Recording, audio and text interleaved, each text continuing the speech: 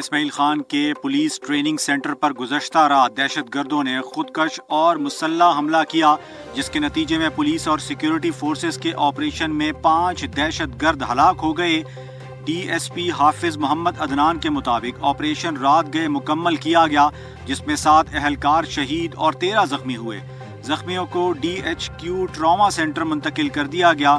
D G public relations کے مطابق حملے کے دوران 200 پولیس اہلکاروں اور ریکروٹس کو بحفاظت ریسکیو کیا گیا، جبکہ ٹریننگ سکول اور نادرا آفس کو کلیئر قرار دے دیا گیا۔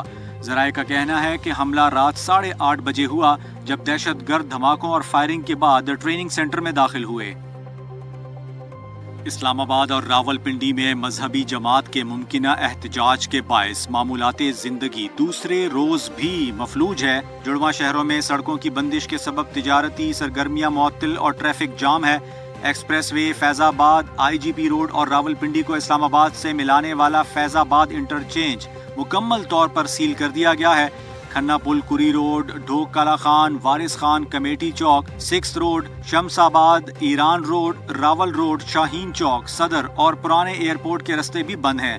انتظامیہ نے شہر میں ہیوی ٹریفک کے داخلے پر پابندی عائد کر دی ہے، جبکہ ایئرپورٹ جانے والے رستے کنٹینرز لگا کر سیل کر دیے گئے ہیں۔ فیض آباد کے اطراف پولیس کی بھاری نفری تعینات ہے اور تمام ہوٹلز اور ریسٹورنٹس بند کر دیے گئے ہیں۔ انٹرنیٹ سروس اور میٹرو بس سروس دوسرے روز بھی معطل ہے، جبکہ تعلیمی ادارے بھی بند ہیں۔ صدر ڈونلڈ ٹرمپ اتوار کو اسرائیل پہنچ کر غزہ امن منصوبے کی کامیابی کا جشن منائیں گے اور ممکنہ طور پر اسرائیلی یرغمالیوں کی رہائی پر خوش آمدید کہیں گے۔ اس کے بعد وہ مصر جائیں گے، جہاں طویل مذاکرات کے بعد طے پائے اس تاریخی معاہدے پر دستخطوں کی تقریب میں شرکت متوقع ہے۔ اسرائیل اور حماس نے امریکی صدر کے مذاکراتی کردار کو سراہا ہے، جبکہ عرب میزبان ممالک میں بھی ان کے اعزاز میں غیر مقدمی تقریبات کی توقع ہے۔ ماہرین کہتے ہیں کہ حقیقی امن کے لیے ضروری ہے کہ ٹرمپ نیتن یاہو پر دباؤ ڈالیں کہ بمباری دوبارہ شروع نہ ہو۔ دوحہ انسٹی ٹیوٹ کے پروفیسر محمد المصری نے بھی اس امید کا اظہار کیا ہے۔ جمعہ دوپہر کو غزہ میں جنگ بندی نافذ العمل ہوئی، مگر کچھ ہی دیر بعد اسرائیلی فضائیہ نے لبنان میں حزب اللہ کے مبینہ انفراسٹرکچر کو نشانہ بنایا۔ غزہ میں لوگ اپنے تباہ شدہ گھروں کی طرف لوٹ کر بچا کچا سامان اٹھا رہے ہیں، جبکہ اسرائیلی افواج معاہدے کے تحت نئی حدود پر پوزیشنز سنبھال رہی ہیں۔ امریکہ کے نمائندہ خصوصی سٹیو وکٹف نے کہا ہے کہ انخلاء کا پہلا مرحلہ مکمل ہو گیا اور یرغمالیوں کی رہائی کے لیے 72 گھنٹے کا دورانیہ شروع ہو چکا ہے۔ حماس، اسلامی جہاد اور پی ایف ایل پی نے مشترکہ بیان میں کہا کہ غزہ کی گورننس فلسطین کا اندرونی معاملہ ہے، غیر ملکی سرپرستی قبول نہیں کی جائے گی اور بین الاقوامی تعاون خوش آئین ہے۔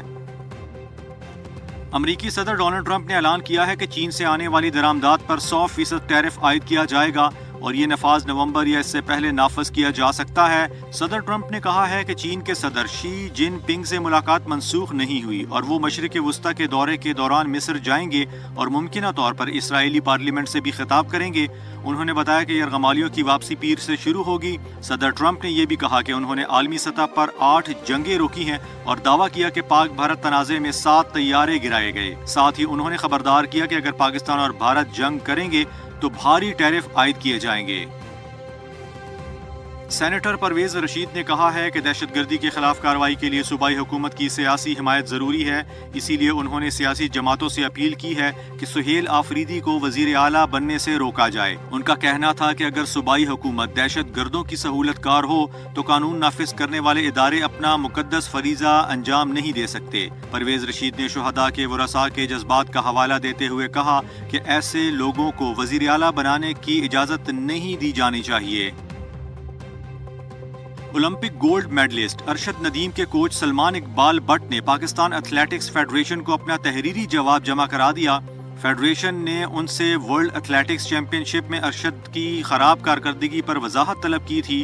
جواب میں سلمان اقبال نے کہا کہ 2021 سے وہ ارشد ندیم کے کوچ اور مینٹور کے طور پر خدمات انجام دے رہے ہیں اور اس عرصے میں ارشد ندیم نے 4 گولڈ اور 1 سلور میڈل جیتا۔ ان کے مطابق کسی بھی ایتھلیٹ سے مستقل فارم برقرار رکھنے کی توقع غیر حقیقی ہے۔ انہوں نے انکشاف کیا کہ گزشتہ سال فیڈریشن نے ارشد ندیم کی سرگرمیوں سے خود کو الگ رکھا، جس کے بعد ایک ذاتی دوست کی مدد سے ارشد ندیم کو 2 بار جنوبی افریقہ میں ٹریننگ کے لیے بھیجا گیا۔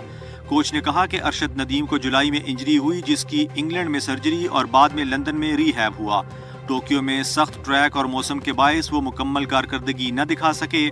سلمان اقبال کا کہنا تھا کہ کامیابی ہو یا ناکامی، کوچ، ایتھلیٹ اور فیڈریشن سب کی مشترکہ ذمہ داری ہے۔